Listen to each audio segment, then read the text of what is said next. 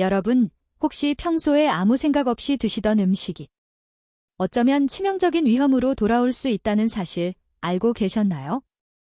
특히 지금부터 제가 말씀드릴 홍시와 절대로 함께 먹으면 안 되는 5가지 조합은 단순히 건강 상식을 넘어 생명과 직결될 수 있는 아주 중요한 내용입니다. 이건 결코 과장이 아닙니다. 실제로 제가 신경과 전문의로서 10년간 수많은 환자들을 진료하며 목격했던 안타까운 응급 상황들이 바로 이러한 잘못된 음식 궁합에서 비롯되곤 했습니다. 위장 폐색, 장 폐색, 위석 형성 같은 심각한 응급실 상황들이 바로 이 평범한 음식들 때문에 벌어진다는 것을 믿으실 수 있겠습니까? 사랑하는 여러분, 제가 잠시 질문 하나 드려도 될까요?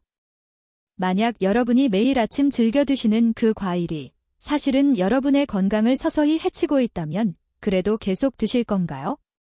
어쩌면 지금 이 순간에도 수많은 분들이 전혀 모르고 있는 치명적인 음식 조합들이 있습니다.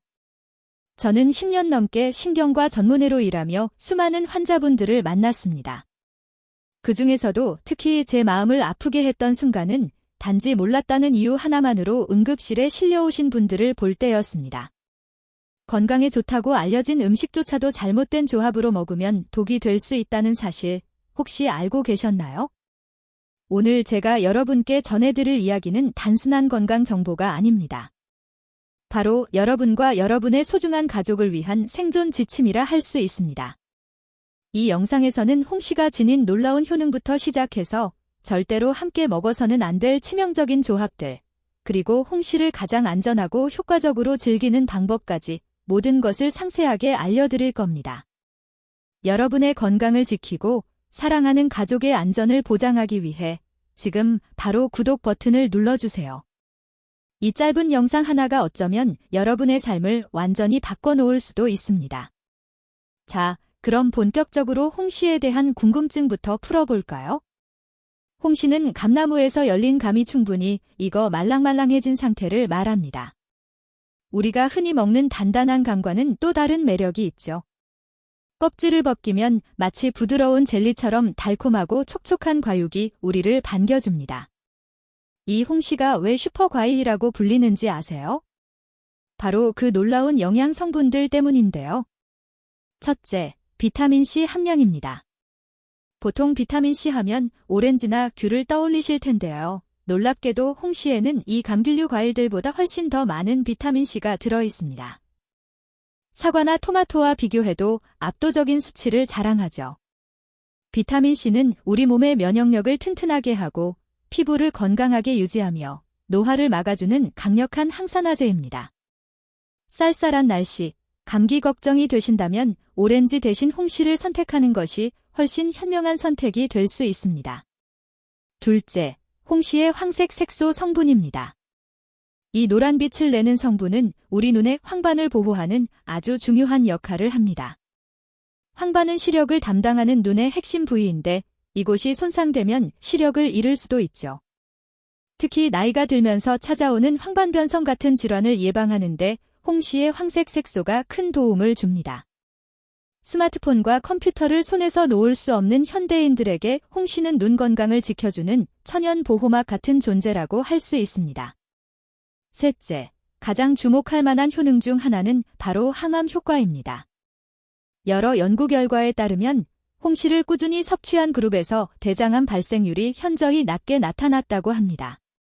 특히 완전히 익은 연시, 즉 물렁한 홍시의 붉은 색소에는 강력한 항산화 성분이 풍부하게 들어있어 우리 몸속의 암세포 성장을 억제하고 정상세포가 암세포로 변하는 것을 막아주는 역할을 합니다. 우리나라에서 발생률이 높은 암 중 하나인 대장암을 그저 홍시를 꾸준히 먹는 것만으로도 예방에 도움을 줄 수 있다니 정말 놀랍지 않습니까? 넷째, 홍시의 떫은 맛을 내는 탄닌 성분입니다. 이 탄닌은 우리 혈관을 깨끗하게 청소해주는 놀라운 능력을 가지고 있습니다. 혈관 벽에 쌓인 나쁜 콜레스테롤과 노폐물을 제거하여 혈액순환을 원활하게 하고 혈압을 안정시키는 데 도움을 줍니다. 다만 이 탄닌 성분은 특정 약물과 상호작용을 일으킬 수 있으니 혈압약을 복용 중이신 분들은 반드시 의사 선생님과 상담 후 섭취하시는 것이 좋습니다. 이 부분은 나중에 더 자세히 설명해 드릴게요. 다섯째, 홍시의 비타민C는 피로 회복에도 탁월한 효과를 발휘합니다. 몸이 피곤하고 지칠 때 비타민C는 에너지를 생성하는 것을 돕고 면역력을 끌어올려줍니다. 특히 환절기나 겨울철에 감기에 자주 걸리시는 분들이라면 홍시를 꾸준히 드시는 것만으로도 감기 예방은 물론 빠른 회복에 큰 도움이 될 수 있습니다. 여섯째, 최근 연구에서 밝혀진 아주 흥미로운 사실은 홍시가 진지 기능과 치매 예방에도 긍정적인 영향을 미칠 수 있다는 점입니다. 홍시 속 특정 성분들이 뇌세포의 산화 스트레스를 줄여주고 뇌 기능을 보호하는 역할을 한다는 연구 결과들이 속속들이 나오고 있습니다. 고령화 사회에서 치매는 우리 모두의 큰 걱정거리인데 홍시 하나가 그 예방에 도움이 된다니 정말 대단하지 않나요? 일곱째, 홍시는 소화 기능을 조절하는 데도 도움을 줍니다. 특히 말랑말랑한 연시는 장 운동을 원활하게 하고 장내 유익균의 증식을 돕는 데 효과적입니다. 평소 변비로 고생하시는 분들에게는 홍시가 아주 훌륭한 천연 완화제 역할을 할 수 있습니다. 마지막으로 몇몇 연구에서는 홍시가 숙취 해소에도 도움이 된다고 보고하고 있습니다. 물론 술을 과하게 마시는 것 자체가 건강에 좋지 않지만 어쩔 수 없이 술자리가 있으셨다면 다음날 아침 홍시 한 개가 숙취 증상을 완화하는 데 분명 도움이 될 수 있을 겁니다. 이렇게나 놀라운 효능을 지닌 홍시지만 그 잠재력을 온전히 누리기 위해서는 언제, 어떻게, 얼마나 먹어야 하는지가 정말 중요합니다. 아무리 몸에 좋은 음식이라도 잘못된 방법으로 섭취하면 오히려 독이 될 수 있다는 사실을 잊지 마세요. 지금부터 홍시를 즐기는 황금 규칙을 알려드리겠습니다. 첫 번째 규칙, 홍시는 반드시 아침 식사 직후에 드셔야 합니다. 왜 아침일까요? 홍시에는 당분이 꽤 많이 들어 있습니다. 아침에 섭취하면 이 당분이 우리 몸의 활동 에너지로 활발하게 사용되지만 저녁에 먹으면 활동량이 적어 지방으로 축적될 가능성이 높아집니다. 또한 빈속에 먹으면 위산과 반응하여 위에 부담을 줄 수 있으니 꼭 식사 후에 드시는 것이 안전합니다. 두 번째 규칙, 하루 섭취량은 1개 이하로 제한해야 합니다. 일반적으로는 반 개에서 1개 정도가 적당합니다. 홍시의 종류에 따라서도 권장량이 달라지는데요. 물렁한 연시는 하루 1개까지는 괜찮지만 곶감처럼 말린 감은 당분이 훨씬 더 농축되어 있으므로 하루에 1~2개 정도만 드셔야 합니다. 특히 당뇨병이 있으신 분들은 곶감은 절대 피하셔야 하며 생홍시도 반 개 이하로 극히 제한적으로 드시는 것이 좋습니다. 세 번째 규칙, 홍시를 드실 때는 반드시 견과류를 함께 곁들이세요. 호두나 아몬드 4~5알 정도를 함께 먹으면 견과류에 함유된 건강한 지방이 홍시의 당분 흡수 속도를 늦춰줍니다. 이렇게 함으로써 혈당이 급격하게 오르는 것을 막을 수 있습니다. 혈당이 갑자기 치솟으면 인슐린이 과다 분비되고 이것이 반복되면 당뇨병의 위험이 더욱 높아질 수 있습니다. 네 번째 규칙, 홍시를 드신 후에는 반드시 물을 큰 컵으로 1잔 이상 마셔야 합니다. 왜냐하면 홍시의 떫은 성분인 탄닌이 물을 흡수하는 성질이 있기 때문입니다.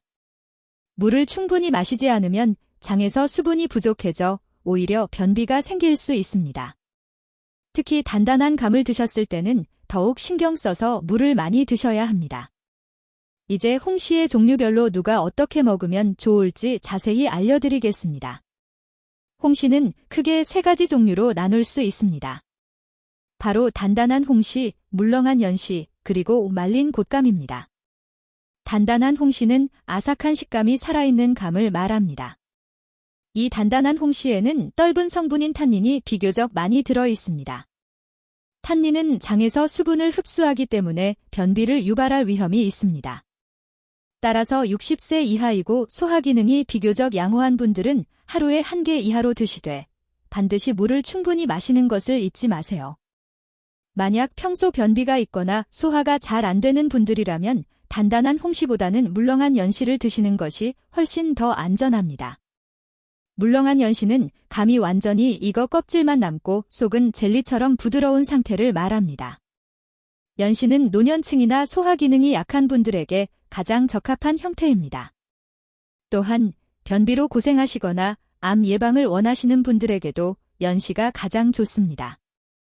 왜냐하면 완전히 익은 연시에는 떫은 성분이 적고 항암 성분이 가장 풍부하게 들어있기 때문입니다. 연시는 소화도 잘 되고 장 건강에도 좋으니 건강을 우선으로 생각하신다면 연시를 선택하시는 것이 현명한 방법입니다. 곶감은 감을 말려 수분을 제거한 것입니다. 이 과정에서 영양 성분이 농축되는데 안타깝게도 당분도 함께 농축된다는 큰 단점이 있습니다. 곶감 한 개의 당분은 생홍시 2~3개에 해당하는 수준일 수 있습니다. 따라서 당뇨 환자분들은 곶감은 절대로 드시면 안 됩니다. 일반인들도 곶감은 하루에 1~2개 이하로만 제한해야 하며 과도한 섭취는 피해야 합니다. 여기까지 홍시의 놀라운 효능과 올바른 섭취 방법에 대해 자세히 설명해 드렸습니다. 하지만 지금부터의 내용이 오늘 영상의 핵심이자 가장 중요하다고 할 수 있습니다. 아무리 우리 몸에 좋은 홍시라도 특정 음식과 함께 먹으면 상상조차 할 수 없는 등급 상황을 초래할 수 있기 때문입니다. 지금부터 제가 말씀드릴 5가지 치명적인 조합은 여러분의 건강과 생명을 위해 반드시 기억하고 피해야 합니다. 이건 결코 과장이 아닙니다. 제가 실제로 응급실에서 수많은 환자분들이 이러한 잘못된 음식 조합으로 인해 위장 폐색, 장 폐색, 그리고 위석 형성 같은 심각한 고통을 겪는 것을 직접 목격했습니다. 첫 번째 치명적인 조합은 바로 고구마와 홍시입니다. 가을철 많은 분들이 달콤한 고구마와 홍시를 함께 간식으로 즐기시곤 하죠. 하지만 이는 매우 위험한 습관입니다. 고구마는 위산 분비를 촉진하는 음식인데 홍시의 탄닌 성분은 위산과 만나면 응고되는 성질이 있습니다. 즉, 고구마를 먹어 위산이 잔뜩 분비된 상태에서 홍시를 먹으면 위 안에서 탄닌과 위산이 결합하여 딱딱한 덩어리, 즉 쥐석이 형성될 수 있습니다. 심하면 극심한 복통과 구토를 유발하고 최악의 경우 위궤양까지 발생할 수 있습니다. 평소 위염이나 역류성 식도염이 있으신 분들은 특히 더 조심하셔야 합니다. 두 번째 치명적인 조합은 계란과 홍시입니다. 계란의 풍부한 단백질 성분과 홍시의 탄닌이 만나면 위 속에서 소화가 어려운 단단한 덩어리를 만듭니다. 이것이 바로 귀석인데요. 마치 돌처럼 딱딱한 이물질이 위 안에 생기는 것입니다. 위석이 생기면 심한 복통, 구토, 소화불량이 나타나고 크기가 커지면 내시경을 통해 제거해야 하는 상황까지 올 수 있습니다. 만약 아침 식사로 계란 프라이를 드셨다면 최소한 2~3시간 후에 홍시를 드시거나 아예 다른 날 드시는 것이 가장 안전합니다. 세 번째 치명적인 조합은 미역을 포함한 해조류와 홍시입니다. 미역국을 드시고 나서 후식으로 홍시를 드시는 분들이 간혹 계시는데 이 역시 굉장히 위험한 조합입니다. 미역과 같은 해조류는 식이섬유가 매우 풍부합니다. 그런데 홍시의 탄닌 또한 식이섬유와 비슷한 성질을 가지고 있습니다. 이 둘이 함께 몸속으로 들어가면 장 안에서 수분을 과도하게 흡수하여 장 내용물을 딱딱하게 굳어버리게 만듭니다.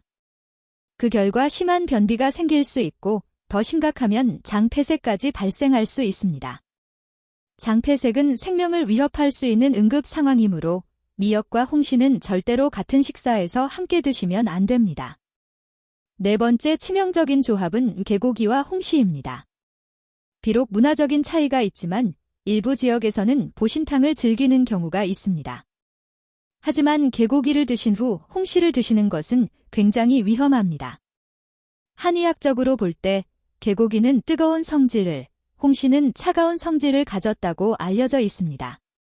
이 둘이 만나면 위장에 급격한 온도 변화를 일으켜 설사, 복통은 물론 심한 경우 탈수까지 초래할 수 있습니다. 실제로 개고기와 홍시를 함께 먹고 응급실로 실려온 사례들이 보고된 바 있습니다. 다섯 번째 치명적인 조합은 도토리묵과 홍시입니다. 도토리묵 역시 탄닌 성분이 많이 들어있는 음식입니다. 홍시와 도토리묵을 함께 먹으면 탄닌을 과도하게 섭취하게 되어 장 운동이 급격히 느려지고 변비가 심해집니다. 심한 경우에는 앞서 말씀드린 장 폐색의 위험까지 있습니다. 만약 이러한 조합으로 음식을 섭취하신 후 극심한 복통, 구토, 변비 등의 증상이 나타난다면 주저하지 마시고 즉시 병원 응급실을 방문하셔야 합니다. 특히 복통이 점점 심해지거나 구토가 멈추지 않는다면 이는 위석이나 장 폐색의 명백한 징후일 수 있으므로 반드시 의료진의 정확한 진찰을 받으셔야 합니다. 이제 홍시를 드실 때 특별히 주의해야 할 분들과 피해야 할 분들에 대해 말씀드리겠습니다. 혹시 여기에 해당하신다면 더욱 귀 기울여 주세요. 첫째, 당뇨 환자분들입니다. 홍시는 당분이 높은 과일이라 혈당을 빠르게 올릴 수 있습니다. 특히 곶감은 당분이 어마어마하게 농축되어 있으니 당뇨 환자분들은 절대로 드시면 안 됩니다. 생홍시도 반개 이하로 극히 제한적으로 드시고 드신 후에는 반드시 혈당을 측정하여 본인의 몸이 어떻게 반응하는지 꼼꼼히 확인하셔야 합니다. 혈당 관리가 어려운 분들이라면 아예 홍시를 피하시는 것이 가장 안전합니다. 둘째, 위궤양, 위염, 역류성 식도염 같은 위장 질환이 있으신 분들입니다. 홍시의 탄닌 성분은 위산과 반응하여 위에 부담을 줄 수 있습니다. 절대로 공복에 드시면 안 되고 반드시 식사 후에 소량만 드셔야 합니다. 증상이 심하시다면 의사 선생님과 상담 후 섭취 여부를 결정하는 것이 현명합니다. 셋째, 혈압약을 복용하시는 분들입니다. 홍시, 특히 감꼭지로 만든 차는 혈압을 낮추는 효과가 있어 혈압약과 함께 복용하면 혈압이 너무 과하게 떨어질 수 있습니다. 혈압약을 드시는 분들은 홍시를 드시기 전에 반드시 담당 의사 선생님과 상담하셔야 합니다. 혈압이 갑자기 너무 떨어지면 어지럼증이나 실신 등 위험한 상황이 발생할 수 있습니다. 넷째, 심장약이나 항응고제를 복용하시는 분들입니다. 홍시를 이용한 한약 처방이나 민간요법을 시도하시려는 분들은 반드시 전문의와 상담하셔야 합니다. 약물 상호작용으로 인해 예상치 못한 부작용이 발생할 수 있기 때문입니다. 자, 그렇다면 이제 홍시를 잔전하고 효과적으로 먹는 방법에 대해 좀 더 자세히 알려드릴게요. 첫째, 홍시 껍질은 어떻게 할까요? 홍시 껍질에는 비타민과 식이섬유가 풍부해서 함께 드시면 좋지만 위장이 약하신 분들은 껍질이 소화에 부담을 줄 수 있으니 벗겨서 드시는 것이 좋습니다. 소화 기능이 양호하시다면 깨끗이 씻어 껍질째 드셔도 괜찮습니다. 둘째, 홍시를 갈아서 주스로 만들어 먹는 것은 권장하지 않습니다. 홍시를 갈면 비타민C가 공기 중의 산소와 만나 빠르게 산화됩니다. 또한 갈아서 마시면 당분이 훨씬 빠르게 흡수되어 혈당이 급격히 올라갈 수 있습니다. 홍시는 통째로 천천히 씹어서 드시는 것이 가장 좋습니다. 셋째, 홍시를 요리에 사용할 때는 온도에 각별히 주의해야 합니다. 비타민C는 열에 매우 약한 영양소입니다. 70도 이상에서는 빠르게 분해되고 90도가 넘으면 거의 대부분 파괴됩니다. 따라서 홍시를 요리에 넣을 때는 가능한 한 마지막 단계에 넣고 약한 불에서 5분 이내로 짧게 가열하는 것이 영양 손실을 최소화하는 방법입니다. 넷째, 홍시 보관 방법입니다. 홍시를 오래 보관하고 싶으시다면 냉동 보관을 추천합니다. 먼저 흐르는 물에 깨끗이 씻어 물기를 완전히 제거한 후 개별적으로 랩으로 꼼꼼하게 포장하고 지퍼백에 넣어 냉동실에 보관하시면 최대 3개월까지 신선하게 즐길 수 있습니다. 해동할 때는 드실 만큼만 꺼내서 바로 드시고 실온에 너무 오래 두지 마세요. 세균이 빠르게 증식할 수 있습니다. 자, 이제 홍시를 활용해서 건강하고 맛있게 즐길 수 있는 레시피 몇 가지를 소개해 드릴게요. 첫째, 감과 계피, 생강을 넣은 따뜻한 차입니다.